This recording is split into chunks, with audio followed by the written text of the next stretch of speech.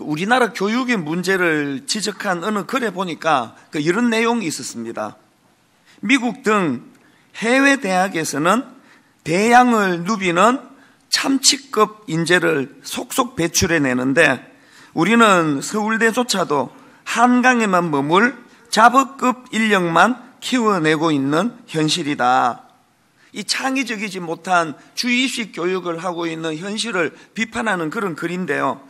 저는 그 글에 나오는 이 참치급 인재 또 그 잡어급 인력 이 표현이 참 마음에 와닿았습니다. 이제 그건 그냥 이 참치가 굉장히 빛깔도 좋고 또 덩치가 크지 않습니까?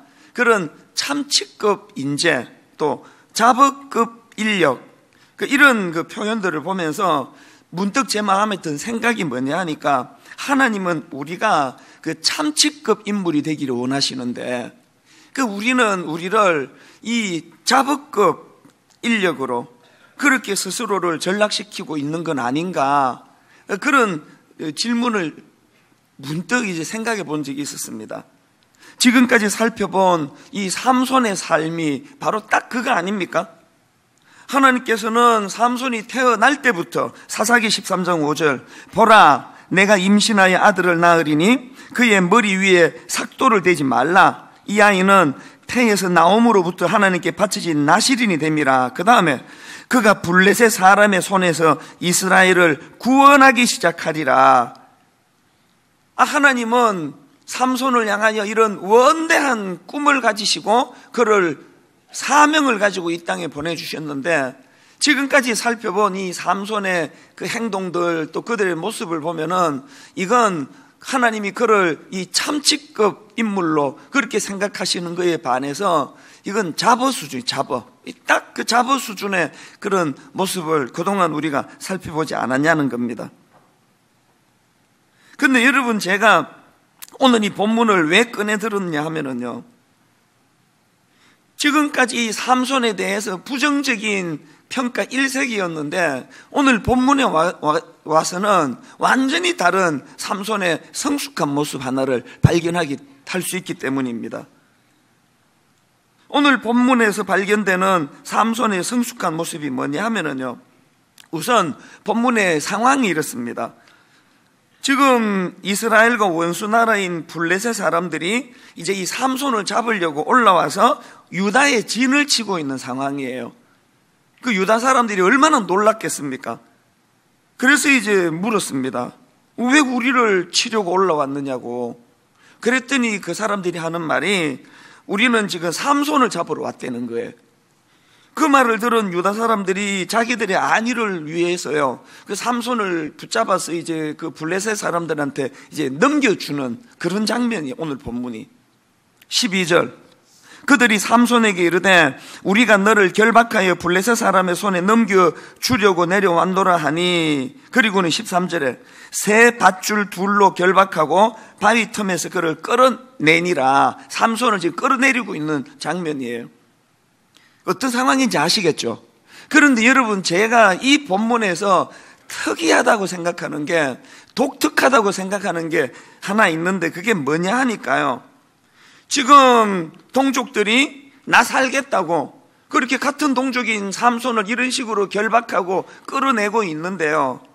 여기에 대해서 삼손이 아무런 저항도 하지 않아요.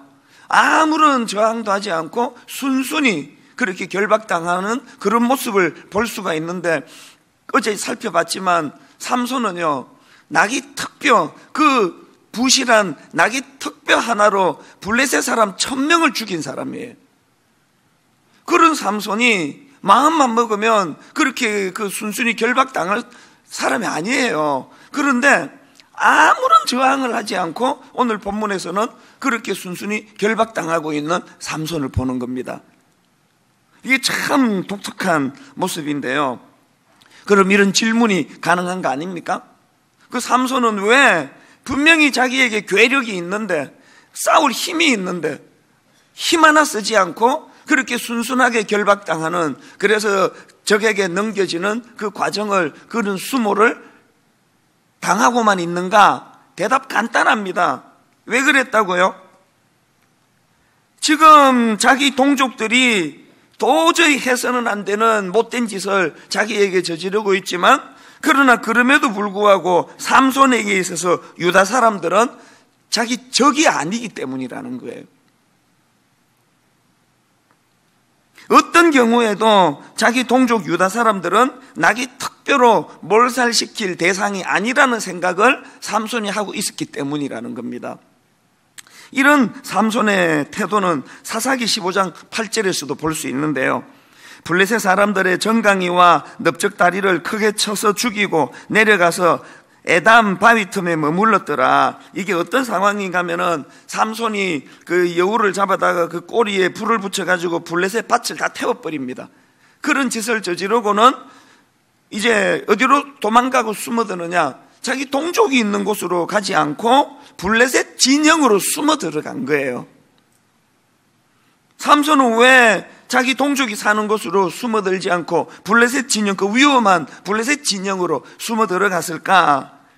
이것도요, 자기 때문에 자기 동족들이 곤란한 일을 겪을까봐. 더 쉽게 말하면은 블레셋 사람들이 그것을 빌미로 자기 동족들을 해코지할까봐 동족들이 있는 곳으로 가지 않고 위험하지만 블레셋으로 숨어 들어갔다는 거예요. 이런 태도를 가진 게 이게 오늘 본문에 나오는 삼손이에요. 여러분, 이게 지금 너무 대조적인 그림 아닙니까? 한쪽은 유다 사람들은 자기 살겠다고 자기 동족 삼손을 잡아다가 블레셋 사람에게 넘겨주는 이런 짓을 저지르는데, 그런 상황에서 또 다른 한쪽 삼손은 어떤 경우라도 이 동족들은 내 적이 아니다. 제가 이 본문의 상황을 가지고 참 많은 시간 머리로 생각을 하고 장면을 떠올려보고 또 반성도 하고 그렇게 봤습니다. 왜? 오늘 한국 사회를 보면은요, 우리는 우리끼리 싸우다가 망할 나라 같아요. 틈만 나면 우리끼리 싸워요. 요렇게 조그만 나라가 지금 남쪽과 북쪽으로 나뉘어져 가지고 뭐 핵을 만드니 마느니 이렇게 그냥 서로를 지금 어르렁거리고 있는 이것도 모자라 가지고 그 조그만한 나라에서 남북 갈라졌으면 됐지, 동쪽과 서쪽을 갈라져 가지고 호남이니 영남이니 이러고 있는 게 이게 딱 지금 우리나라 아닙니까? 이런 상황에서 오늘 본문에 삼손이 보여주는 그 자기 동족을 향한 그 큰 마음이 너무, 그런 관점으로 제가 성경 인물들을 생각해 보니까요, 성경에서 하나님께 쓰임받은 대부분의 인물들은 다 삼손과 같은 마음을 가진 거예요. 자기 동족에 대해서. 예를 들어서 우리가 잘 아는 모세, 이 모세가 홍해를 건너 가나안으로 가는 여정의 그 광야길에서 이스라엘 백성들을 인도하는 지도자인데, 그 철없는 백성들에게 여러분 이스라엘이 시달렸던 걸 한번 생각을 해보세요. 끊임없이 원망을 쏟아내고 끊임없이 불평하고 모세를 향해서 그냥 모함을 하고 죽이려고 그러고 이 막 숨을 쉴 수 없이 집요하게 자기를 괴롭혔던 게, 그게 모세 입장에서 이스라엘 백성들 아닙니까? 그런데 여러분, 이렇게 상처를 많이 준 이스라엘 백성들이지만 그들이 하나님 앞에 범죄하고 멸망당할 그런 위기에 처하니까 모세의 태도를 보세요. 하나님 앞에 도발적인 기도를 해요. 차라리 내 이름을 생명책에서 지워주세요. 우리 민족을 하나님이 용서해달라고, 멸하지 않으시기를 바란다고 그러면서 자기 온몸을 내던지면서 기도하는 모습을 모세가 보이고 있는 거예요. 이건 예레미야도 마찬가지예요. 자기 동족 이스라엘들이 얼마나 집요하게 예레미야를 괴롭혔는지 오죽했으면 예레미야 20장 8절, 대저 내가 말할 때마다 외치며 강포와 멸망을 부르짖으오니 여호와의 말씀으로 하여 내가 종일토록 치욕과 모욕거리가 됨이니이다. 막 포악하기 짝이 없는 그 백성들이 그 예레미야를 향하여 이런 수치와 수모와 치욕과 모욕을 주면서 그렇게 만들었는데, 그런 고통을 호소하는 예레미야지만 바로 그 다음 9절에 보니까 내가 다시는 여호와를 선포하지 아니하며 그 이름으로 말하지 아니하리라 하면 나의 중심이 불붙는 것 같아서 골수에 사무치니 답답하여 견딜 수 없나이다. 물론 하나님 말씀에 대한 열정도 여기에 포함되어 있지만 그토록 타락해 있던 자기 동족에 대한 사랑의 마음이 없이는 이런 고백이 이게 불가능한 거 아닙니까? 이런 점에서 여러분, 특세 마지막이라고 하는 주중 집회로는 마지막이라 하는 오늘 우리가 지난 금요일까지 받은 은혜는 우리는 이 은혜의 물꼬를 주로 어디로 트느냐를 고민해 볼 때가 된 거 아닙니까? 우리는 은혜 받은 걸 전부 내 가정으로 다 물꼬를 다 들이부어 가지고 막 내 영혼, 내 자녀, 내 남편, 내 부모 여기로만 한정 짓고 국한하는 참 부끄럽고 미숙한 우리의 모습을 오늘 특세 마지막 날 삼손을 보면서, 모세를 보면서, 예레미야를 보면서, 그래서 여러분 젊은이들이 지금 외국으로 많이 나간대요. 그리고 또 젊은 가정이 내 이놈은 한국에는 못 살겠다 그러면서 외국으로 나간대요. 우리 집사람이 그저께 저한테 그런 얘기를 하길래 그 좋은 일이라 그랬습니다. 세계로 뻗어나가는 건 좋은 일이에요. 그러나 그런 상한 마음으로 가지 말고, 비록 이런 복잡하고 상처도 많이 주고 상처도 많이 받는 혼란스러운 대한민국을 우리가 조국으로 그렇게 가지게 됐지만 이해하고 사랑하는 마음을 가지고, 그런 마음을 가지고 살아가면 얼마나 좋겠나, 그런 생각을 제가 해보게 되는 겁니다. 이런 의미에서 여러분, 우리가 그동안 그저 이 은혜의 물꼬를 그저 내 한 몸 잘 먹고 잘 사는 것, 내 가족 그저 잘 먹고 잘 사는 것으로만 국한시킨 것들을 우리가 좀 반성하고 또 회개하는 그런 시간이 되면 좋겠습니다. 지금 나라 전체가 지금 몸살을 앓고 있지 않습니까? 지금 이 빈부격차는요, 이게 지금 보통 이게 심각한 상황이 아니에요. 있는 사람은 막 점점 그렇게 또 그게 또 부를 축적하고 그 공직자들 그 재산 이렇게 목록 발표할 때 다 그런 건 아니지. 어떤 사람들 보면 6개월 사이에 또 재산이 얼마가 늘었대더라. 몇 억이 늘었대더라. 이런 기사를 종종 보면서 저렇게 그냥 삐까뻔쩍한 그런 그 자리에 오르는 사람들은 막 내버려둬도 재산이 그 나라를 위해서 일하느라고 재택할 시간도 없을 것 같은데 돈은 점점 늘어나는데, 지금 경제적으로 어려운 사람들, 특히 우리 젊은이들 전셋값 없어가지고 지금 결혼 약속한 지가 3년 4년이 지났는데 살 방이 없고 집이 없어서 결혼을 미루고 있는 이런 청년들이 이제 한둘이가 아니에요. 한둘이. 이런 가슴 아픈 현실을 내 통장에 돈만 많으면 그만이지, 이게 어떻게 십자가 정신으로 무장한 그리스도인의 자세일 수 있느냐는 거예요. 아니 어떻게 예수 믿는 사람이 그 갑질이라고 하는 이런, 이게 상상을 초월하는 그 저질스러운 이런 일에 휘말릴 수가 있느냐는 거예요. 최근에 저는요 어떤 그 사회학자의 강의를 듣다가 충격을 받은 대목이 있습니다. 한번 직접 옮겨왔는데 들어보세요. 2004년도에는 스펙을 3종 세트라고 했습니다. 학벌, 학전, 영어 점수. 그런데 10몇 년 동안 이것이 3배로 늘어나서 학벌, 학전, 영어 점수, 어학연수, 공모전, 자격증, 봉사활동, 인턴, 여기에 충격적이게도 성령수술까지 늘어났어요. 그러면서 이제 이 청년들의 현실이 얼마나 어려운지를 통계 하나를 이 학자가 이렇게 설명을 하는데 내가 듣고도 믿겨지지가 않았습니다. 2016년도, 작년이죠. 2016년도 국가직 9급 공무원 4,120명을 선발했는데 그 시험에 21만 8,530명이 떨어졌어요. 2016년도 국가직 9급 공무원 4,120명을 선발했는데 그 시험에 21만 8,530명이 떨어졌어요. 내가 듣고도 믿겨지지가 않더라고요. 여러분, 그 4,000명 뽑는데 20몇만 명이 응시해가지고 21만 명이 넘는 사람이 시험에 떨어지는 현실이, 이게 작년에 대한민국에서 있었던 일이에요.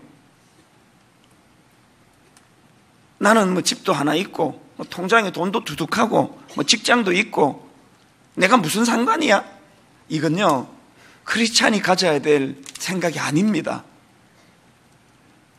그 외에도 앞에서도 말씀드렸지만 의미 없는 주입식 교육으로 오늘 교실에서 일어나고 있는 비극들 보세요. 인성교육은 뭐 거의 불가능합니다. 그저께 얼마 전에 그 여학생 온 몸에 그 붉은 피로 물들여가지고 무릎 꿇고 있던 사진 다 보셨죠? 어제 여러분 그 어린 애가 그 끔찍한 어린아이 살해를 해가지고 하나이는 무기징역을 받고 하나이는 청소년 법정 최고 징역 20년을 받고, 이게 오늘 이 시대에 폭력에 물든 우리 다음 세대 아이들의 현 주소 아닙니까? 청소년들 자살, 혼란스러운 가치관, 성적인 타락, 말로 다 할 수 없이 지금 혼미한 이 시대에 예수 믿는 우리는 늘 하나님 우리 아이를 그런 악한 세상으로부터 보호해 주시기 원합니다. 그런 기도만 드리고 있는 게 타당한 일입니까? 내 아이 하나 바르게 잘 쓰면 무슨 소용이에요? 온 세상이 타락해서 그 아이를 제대로 가만두지 않는 세상이 된다면. 그래서 오늘 여러분 특세 마지막 날 삼손의 그 정신을 우리도 본받아가지고 하나님, 내 동족에 대하여 그들이 비록 내게 아픔을 주고 상처를 주고 나를 지금 잡아다가 블레셋 사람에게 적국에게 넘겨주려는 악한 짓을 한다 할지라도 아버지 거기에 맞대응하지 않는, 오늘 이런 우리의 생각이 좀 넓어지고, 그래서 오늘 설교 제목을 더 높은 곳을 지향하라, 그렇게 제가 설교 제목을 제가 정해봤습니다. 이런 의미에서 저는 저와 여러분이 참 반성할 것이 많다고 생각하는데요, 제가 살던 시카고에요, 한 교회의 목사님이 막 설교를 막 너무너무 잘하셨대요. 그래서 그 시카고에 막 이 교회가 불같이 일어났습니다. 매주일마다 새 가족이 몰려오고 주목을 받고, 그래서 이제 이 교회가 막 금방 이제 새로 시작한 지 얼마 되지도 않는데 한 300명이 넘어서는 그런 열매가 이제 막 나타나기 시작하는데, 이 담임 목사님이 이제 그거에 이제 좀 헷가닥해가지고 막 그만해가지고요, 얼마나 목이 곱고 성도들을 그냥 막대하고 막 휴가 막 이렇게 막 마음대로 막 쓰고 막 월급 올려달라고 막 대놓고 요구하고, 걸핏하면은 기분 나쁘면 나 그만둘 거라고, 나 사표 낼 거라고 막 그런 말을 막 종종 하고, 뭐 다 들었던 얘기를 해서 뭐 정확한 팩트는 제가 모르겠지만 상황이 그래요. 그래서 그 교회 성도들이 견디다 못해가지고 그 목사님을 내보냈다는 거예요. 그리고 나서 그 교회 성도들이 겪었던 수많은 아픔, 갈등을 제가 전해 들으면서 마음에 분노가 생기는 거예요.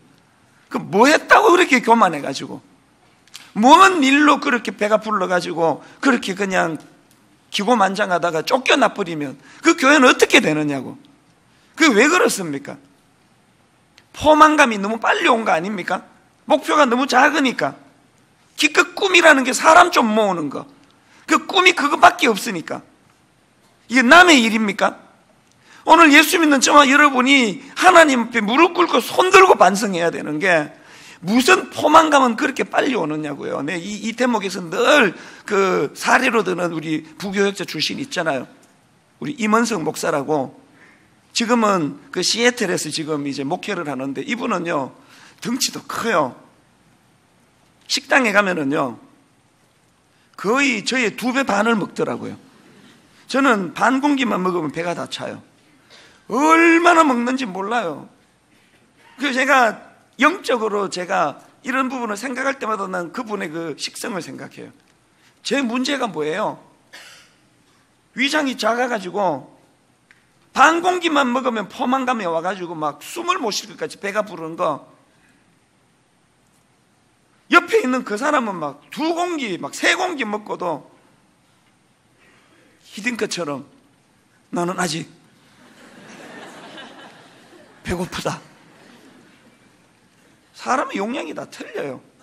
이게 육적이라서 망정이죠. 영적으로 그 시카고의 그 교회 목사님 한 300명 모이는 그 성장 가지고 배가 불러가지고 월급 올려달라, 나 휴가 더 쓸 거라고, 기분 나쁘면 나 사표 낼 거라고, 협박도 아니고.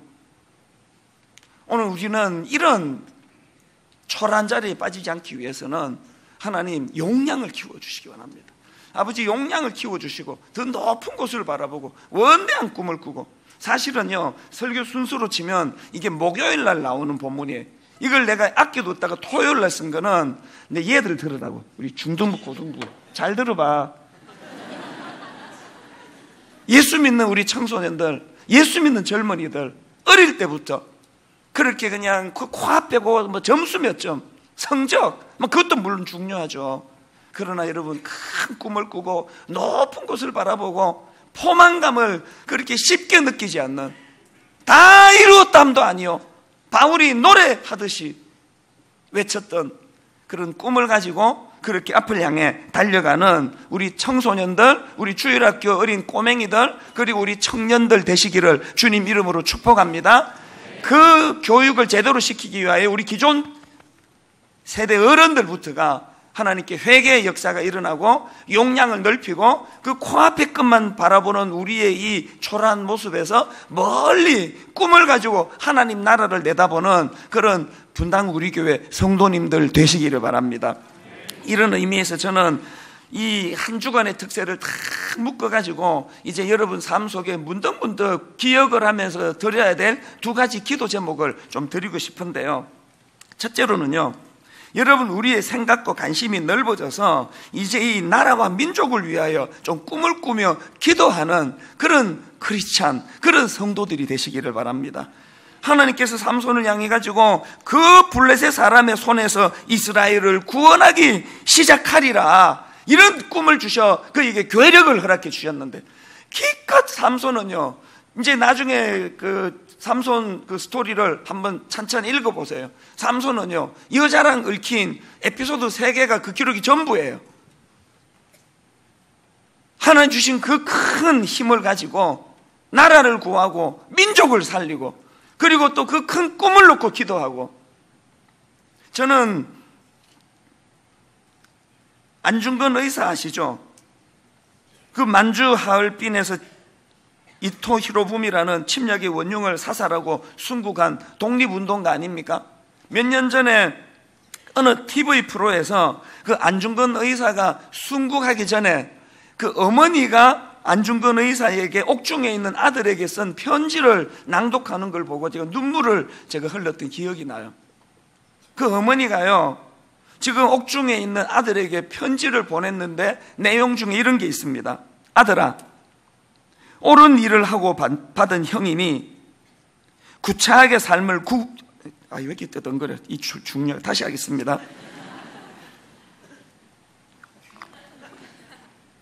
아들아, 옳은 일을 하고 받은 형이니 구차하게 삶을 구걸하지 말고 죽어라. 대의에 따라 죽는 것이 이 의미에 대한 효도이다. 또 이런 내용도 나오더라고요.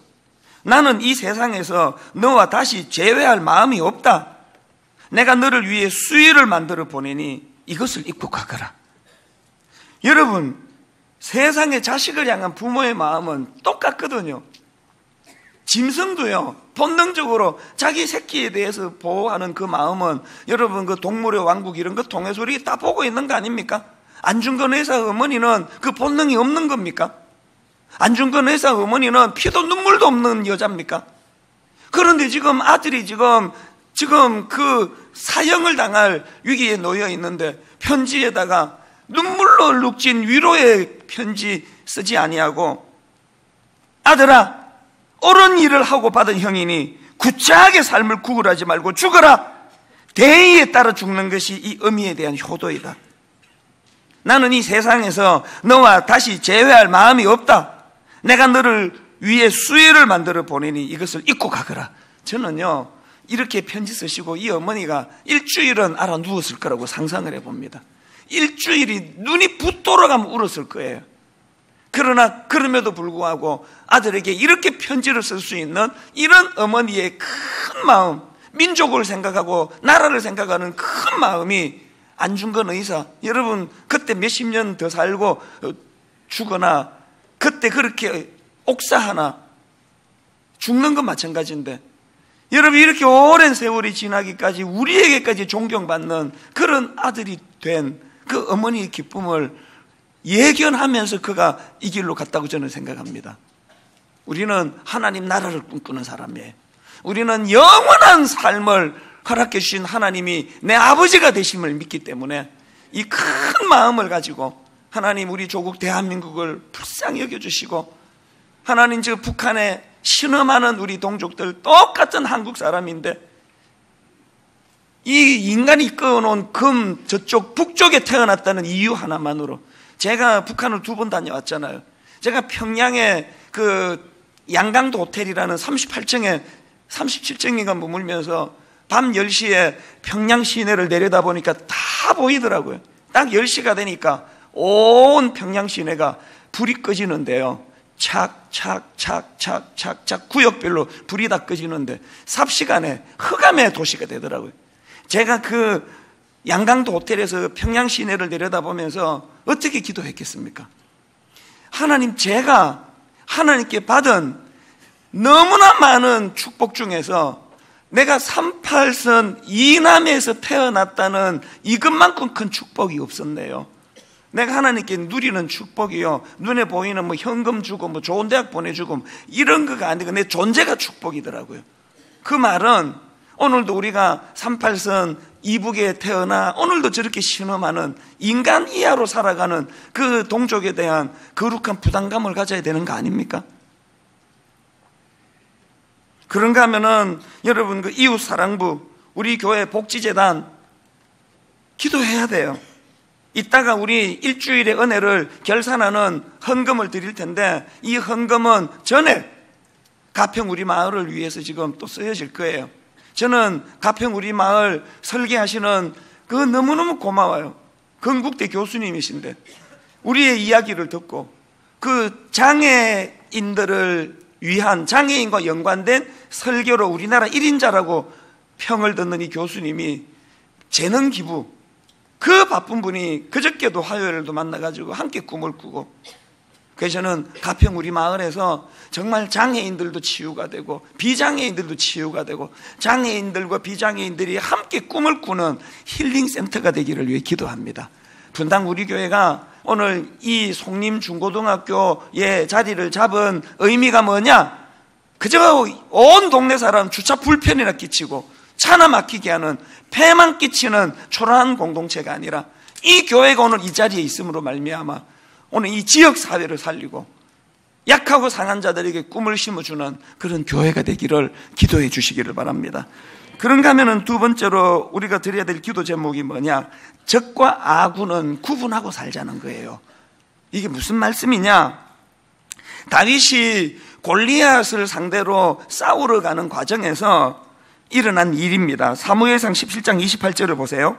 큰형 엘리압이 다윗이 사람들에게 하는 말을 들은지라 그가 다윗에게 노를 바라여 이르되 내가 어찌하여 이리로 내려왔느냐? 들에 있는 양들을 누구에게 맡겼느냐? 나는 내 교만과 내 마음의 완악함을 아노니 내가 전쟁을 구경하러 왔도다.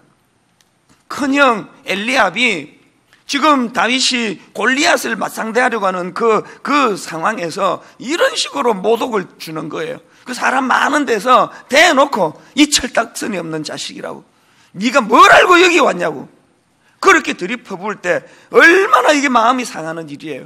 그런데 여러분, 그 형 엘리압의 그런 들이퍼붓는 그 욕설 같은 이야기 앞에 다윗이 어떻게 반응하는지 아십니까? 29절 다윗이 이르되 내가 무엇을 하였나이까? 어찌 이유가 없으리이까 하고, 이렇게 딱 한마디 하고는 그 다음 30절 돌아서서, 이게 중요합니다. 돌아서서 다른 사람을 향하여 전과 같이 말하며 백성이 전과 같이 대답하니라. 내가 이 말씀을 왜 주목하는지 아십니까? 오늘 한국 교회는요, 원수 마귀 영적인 골리앗 앞에 다윗하고 형 엘리압이 미치도록 싸우고 있는 현실이에요. 한국 교회를 보면요, 사탄은 힘 별로 안 써도 돼요. 지들끼리 싸우다 지들끼리 지쳐서 쓰러질 것 같아요. 이게 딱 우리의 모습 아닙니까? 다윗이 왜 위대하냐? 지금 형이 아무리 자기를 모독해도, 형이 아무리 자기를 그렇게 사람들 앞에 부끄러운 자리로 몰고 가도, 그래서 다윗이 그것 때문에 분노가 느껴지고 울분이 느껴지고 상처를 무더기로 받는다 해도 어떤 경우라도 형은 내 형이지 골리앗이 아니라는 거예요. 어떤 경우라도 형은 내 적이 아니라는 거예요. 우리가 지금 분간 못하는 게 이거 아닙니까? 교회 안에 적이 얼마나 많습니까? 김 권사, 박 권사, 적도 그런 적이 없어요. 김 장로, 이 목사, 여기서 이 목사는 제가 아닙니다. 당회 때만 미치듯이 미워하고 미치듯이 싸우고, 골리앗은 팔짱 끼고 당에 들어와가지고 잘 논다. 더 싸워라, 더 싸워. 이놈 할 일이 하나도 없네. 지들끼리 다 싸우다 저렇게 다 망하는데. 우리가 회개해야 될 게 그거예요. 사랑하는 며느리 여러분, 그 시어머니가 아무리 미워도요, 시어머니는 여러분의 적이 아닙니다. 또 이렇게 하고 끝내면 수많은 사랑하는 며느리들이 얼마나 또 상처를 받겠습니까? 사랑하는 시어머니 여러분, 그 며느리가 아무리 꼴보기 싫어도요, 그 여러분의 적이 아닙니다. 적과 아군은 구분하고 살자는 거예요. 그래서 여러분, 이 특세가 맞춰지는 날 여러분이 기도할 것, 하나님 내 며느리를 용서할 수 있는 힘 주시옵소서. 아버지, 내 시아버지 시어머니를 사랑할 수 있는 마음을 허락해 주시기 원합니다. 적과 아군을 구분하고 살자는 거예요. 이제 저는 결론을 이렇게 맺기를 원하는데요, 이런 좀 큰 꿈을 가지고 살아가기 위해서 할 일이 하나 있습니다. 사실 부끄러운 얘기지만요, 어제 설교는요 참 부끄러웠어요. 저는 왜냐 하니까 사실은 어제 설교를요 다 완성을 못하고 올라왔습니다. 초저녁에 잠깐 눈 붙이고 밤을 새웠거든요. 밤을 새웠는데도 불구하고 설교가 마무리가 안 됐습니다. 사실은 제가 어제 설교를 3단계로 준비를 했습니다. 이제 첫 번째 단계는 인간 노력의 결과물을 강조하는 라맛 레히에 머무는 사람들의 세 가지 약점, 그건 어제 잘 설명을 드렸습니다. 그리고 이제 두 번째 단계는 이런 연약한 자리에 빠져 있는 우리를 은혜의 감격이 내포되어 있는 에낙고레로 인도하시는 하나님 은혜, 이걸 두 번째로 설명을 드리고, 그리고 마지막 세 번째 단계에서 그 은혜에 부응하기 위하여 우리가 타는 목마름으로 갈증을 가지고 하나님께 부르짖어야 된다. 그래서 어제 원래 설교 제목이 타는 목마름으로 였거든요. 근데 첫 번째밖에는 설교 준비가 안 됐습니다. 부끄러운 고백이에요. 두 번째 단계, 세 번째 단계는 준비가 안 되고 안 오니까 여러분이 어제 그래도 은혜를 받더라고요. 그때 진짜 내가 진짜 놀랐습니다. 성령님이 일하시는 게 분명해요. 사실은요, 둘째, 셋째는 준비가 안 된 상태로 올라와가지고 끝이 흐지부지 끝나버린 설교예요. 그렇게 하고 이제 내려오니까요, 마음이 너무 쓰라리잖아요. 얼마나 아팠는지 아세요?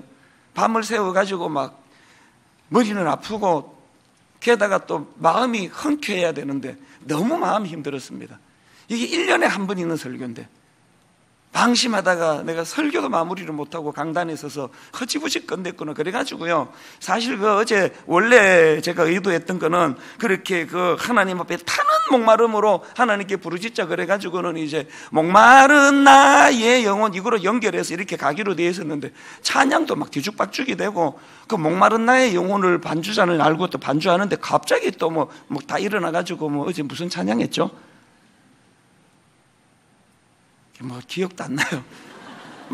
그래서 찬양부터 뒤죽박죽이 돼. 여러분, 제가요 찬양 인도하거나 설교할 때 유난히 소리를 크게 지르는 날은요, 저게 지금 설교가 안 풀리거나 그렇게 생각하시면 돼요. 어제 있는 대로 소리 지르고 이제 세 번째 대지를 제대로 못 풀어가지고 찬양 인도하면서 소리 지르고 나가지고 어제 그 병원에 가서 그 주사 맞고 목 때문에 목 다 나가가지고. 그러나 여러분, 내가 무슨 말씀을 드리고 싶은지 아세요? 마음이 좀 어제 아팠어요. 그리고 좀 힘들었습니다만 오전에 딱 걸어가고 끝냈습니다. 노래 하나 딱 부르고요. 너무 마음이 힘들고 돌이킬 수 없는데 엎질러졌는데, 그래서 제가 오전에 좀 마음이 힘들다가 딱 이 노래 부르고 마음을 정리했습니다. 지나간 것은 지나간 대로 그런 의미가 있죠. 불행하게도 그 다음 가사가 저는 몰라요. 요것만 계속 불렀습니다. 지나간 것은 지나간 대로 그런 의미가 있죠. 혼자 부르기 좀 그러네. 같이 한번 불러보실래요? 딱 제가 진짜 이 가사를 선포하고요, 마음에 딱 정리가 됐습니다. 왜? 금요일 날 지금 다시 설교 준비하고 해서 내일 이 귀한 청소년들과 젊은이들과 마지막 설교, 마지막 예배를 준비해야 되는데, 오늘 내가 이 잘 준비가 안 된 것 때문에, 의도한 대로 말씀 못 전한 것 때문에 거기에 영향을 받으면 오늘 또 그런 일이 일어날 텐데, 딱 마음을 정리하고, 그래서 사실은 뭐 어제 오늘 다 합쳐가지고 뭐 수면 시간 통틀어서 5시간도 안 돼요. 그렇지만 늦게까지 말씀 준비하면서 마음에 불타오르는 기쁨이 있더라고요. 하나님, 어제 금요일 날 온전하게 다 전하지 못한 말씀들, 그 아쉬움을 오늘 이 새벽에 아버지 원 없이 토해놓을 수 있도록 성령님 은혜 주시기 원합니다. 그 가사 지나간 것은 지나간 대로 그런 의미가 있죠. 이거는 빌립보서 3장 12절 13절이요. 빌립보서 3장 12절에 내가 이미 얻었담도 아니요 온전히 이루었담도 아니라 오직 내가 그리스도 예수께 잡힌 바 된 그것을 잡으러 달려가노라. 형제들아, 나는 아직 내가 잡은 줄로 여기지 아니하고 오직 한 일, 그 다음 보세요. 즉 뒤에 있는 것은 잊어버리고, 이게 지나간 것은 지나간 대로 그런 의미가 있죠. 이 가사예요. 뒤에 있는 것은 잊어버리고 앞에 있는 것을 잡으려고 표대를 향하여 그리스도 예수 안에서 하나님이 위에서 부르신 부름의 상을 위하여 달려가노라. 결론을 냈습니다. 이제 우리 이 나라를, 이 민족을, 또 내 남은 삶을 통하여 이웃을 섬기기 위하여 뒤에 있는 것, 지나간 것 다 잊어버리고, 우리 청소년 여러분, 지난 여러분의 실수, 지난 여러분의 죄지었던 기억들 성령님 앞에 다 내려놓고 이제 꿈을 가지고 앞을 향하여, 그래서 오늘 설교 제목처럼 더 큰 것을 추구하는 믿음의 자녀들 되시기를 주님 이름으로 축복합니다. 마지막 시간 아닙니까? 우리 다 자리에서 일어나셔서 오늘 설교의 그 내용을 머리에 담으면서, 아버지 정말 하나님 참치급 인물이 되기를 원합니다. 잡으로 살지 않기를 원합니다. 이런 꿈을 가지고 하나님 은혜를 구하시면서, 여러분 이 찬양이요, 찬양하세 찬양하세, 우리 가사를 생각하시면서 또 우리 큰 소리로 박수 치면서 그렇게 찬양하기 원합니다.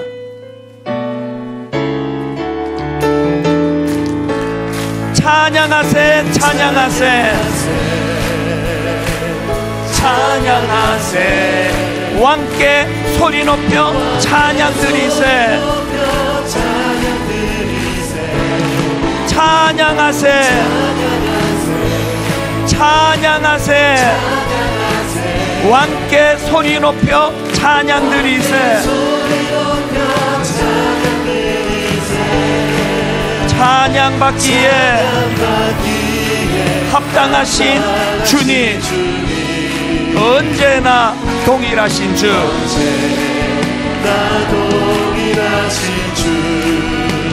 무릎 꿇고서 주 이름 외치세.